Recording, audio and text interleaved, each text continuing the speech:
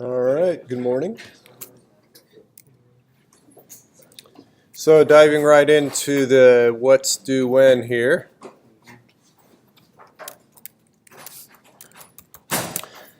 Only 2 weeks left, then finals. So I've got an in-class assignment for you today. We'll look at that in a little bit. Project 5 I'd pushed out until after today, so if you have any questions on that, you're welcome to ask me here in just a moment. There's a lab 23, which is for you to do in lab today and Tuesday. On Wednesday, Thursday, I'm mixing it up a little bit. I'm having a sort of in-lab exam. That'll be work on your computer. There will be several small programs that you work on and submit to Turn-In. And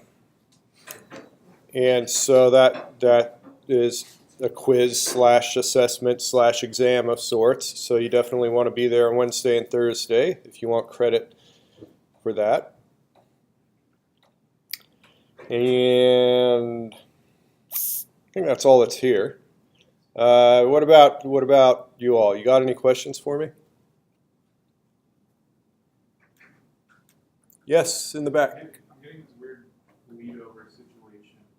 It only ever applies for one of my nights. I just get a bunch of garbled numbers before in each of the rounds. Getting a bunch of garbled numbers. So one of the likely causes of that is if there's a variable. I'm sorry. The numbers are being garbled? There shouldn't be any numbers, but there's like a bunch of random numbers that apply. You're saying in the display of the night? Right. I can take a look at it. One possible cause is that you have some uninitialized variables. If for some reason any attribute of night is not specifically being initialized to a value, or any attribute of the weapon is not being initialized, there are a lot of very common bug is to make an assumption. So for instance, this isn't necessarily your problem, but in this project 5, the weapon class now has a Boolean attribute for whether or not it's broken. And a lot of people won't set that. They'll create it as private data, but when you create the weapon, they never set it to false. And so as a result, that attribute's going to randomly take on a value of true or false, which has a symptom of sometimes working and sometimes not. And they can be kind of difficult bugs to track down. But anyway, I throw that out as a possible symptom, is that maybe you have a variable somewhere you're not initializing. It also, what you're describing sounds like memory corruption, but you generally only find memory corruption when you're dynamically allocating nights. Are you dynamically allocating a night using new? I showed that in class, but I wasn't expecting anyone to actually do that. Okay. That's very common when you deal with pointers and dynamic memory. Actually, I do want to reprise that discussion a little bit, because I did leave it. I was reflecting afterwards that I left it a little bit incomplete. Let me find that example. So this is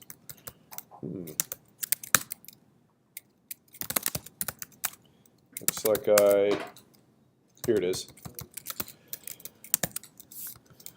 All right, so in class on Friday, I'd introduced you to dynamic memory. Again, this is not something that'll be on an exam. I was just showing how you get more sophisticated with when you have an unknown number of things that you're going to be reading in. The keyword here is new, and that's considered an operator. An operator in the sense that the plus sign is an operator, the addition operator. So new is considered an operator, and what it does, it will set aside room for a teacher somewhere in memory, run its constructor on it, and it'll give you back the address of that teacher. The one piece that I never did talk about was that when you're done with the memory, you need to release it. So what I needed to have added, maybe I should copy this. Let's see.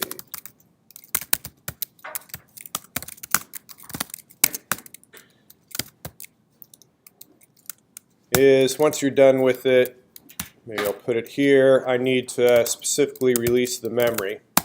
Otherwise, the memory is not released until either the program ends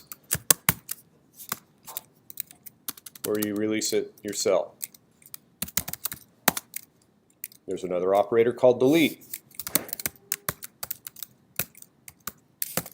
Again, I don't want to get hung up on it and get into another large discussion about it, but I needed to kind of complete that circle, that if you are going to allocate a resource while the program is running, then you need to release that resource while the program is running. And I'd characterized a problem where if you don't do this, then you get a memory leak.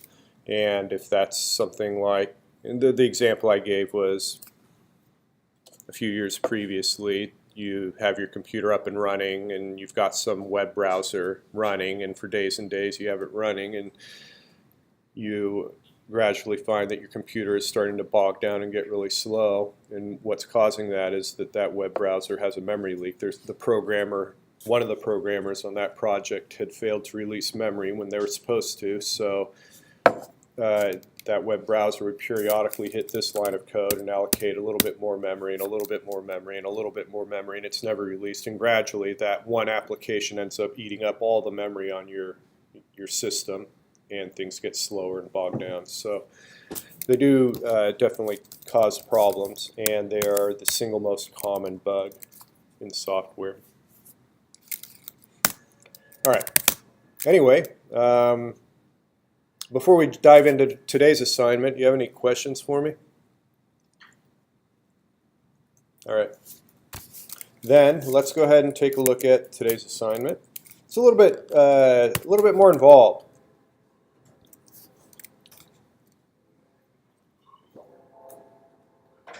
Assignments.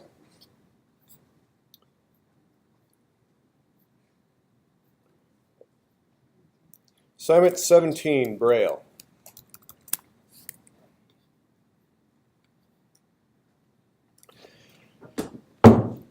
What you have to write is a program that converts lowercase characters to Braille. It should create framed Braille characters. You're going to have to write two functions, character to Braille. Character to Braille, there's an example of usage. So you'd call the function and you'd pass it a lowercase letter. Note that this letter's in single quotes, which means what is the type of this variable? A character, right? So you wouldn't have to pass in something hard-coded like this. You could pass in a variable, but that variable would have to be of type char. All right. And the output would look something like that. I wonder if I have actually wonder if I have a running version of it. Let me see here.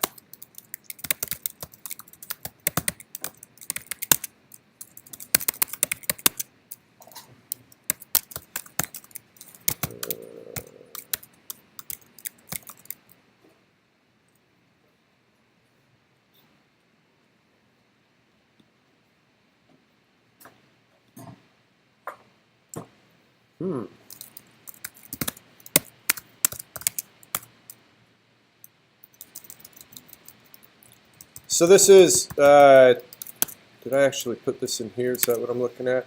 Yeah, all right, that's fine. We can look at this. So if I say char to Braille A, you see this. If I say char to Braille B, I see this. But then there's that other function that you have to support, which is string to Braille. So if I type, let's see what it shows here.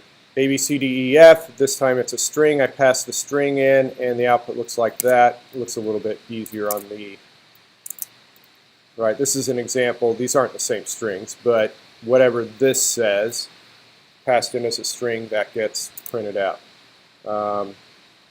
Looks like my, let's see if I stretch that out. Looks like it's a really long string that I did here. There we go. All right, a little almost too small to read. Whoops, that's about as big as I'm going to get it right there. So that when you type string to Braille, that's what that output looks like. Okay. So there are two files attached, A17 main. This is a sample main application. You can test your functions against A17 underscore main.cpp.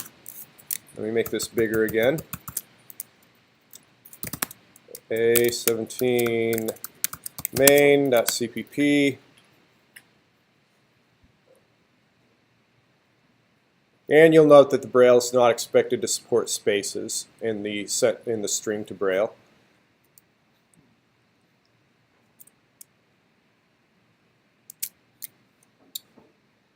And then we just looked at the A17 output. So if you were to run your let's look at this again. So if you were to write this function correctly and you were to write this function correctly, then the output you would see is the output that I had just been looking at on the screen. Yes? So we're supposed to look up every character for the conversion? So yes, so it's on you to go to Google and look that up. There are just a ton of resources. The Braille system's really quite easy to decipher. So that's what I'm looking for you all to, again, you know the score with these assignments. I'm encouraging you to work together. Figure out how that's going to work. You'll find that the char to Braille is relatively straightforward to implement. String to Braille is relatively difficult to implement.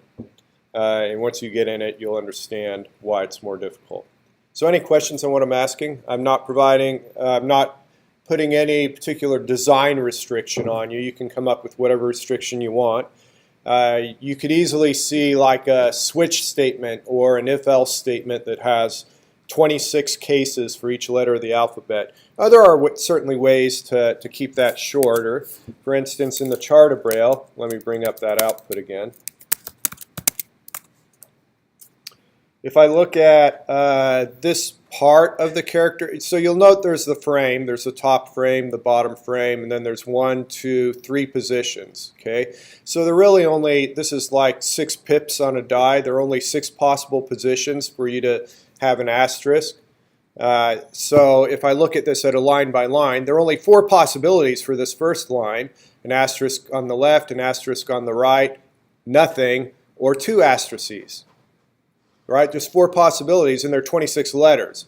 So you could basically find what the groupings, what the possible 4 groupings are for the 26 letters, and really kind of shorten up your code that way. Anyway, so those are the kinds of things you need to look at. Other than that, I'll just let you go at it, and I'll be here to help you out as you have questions.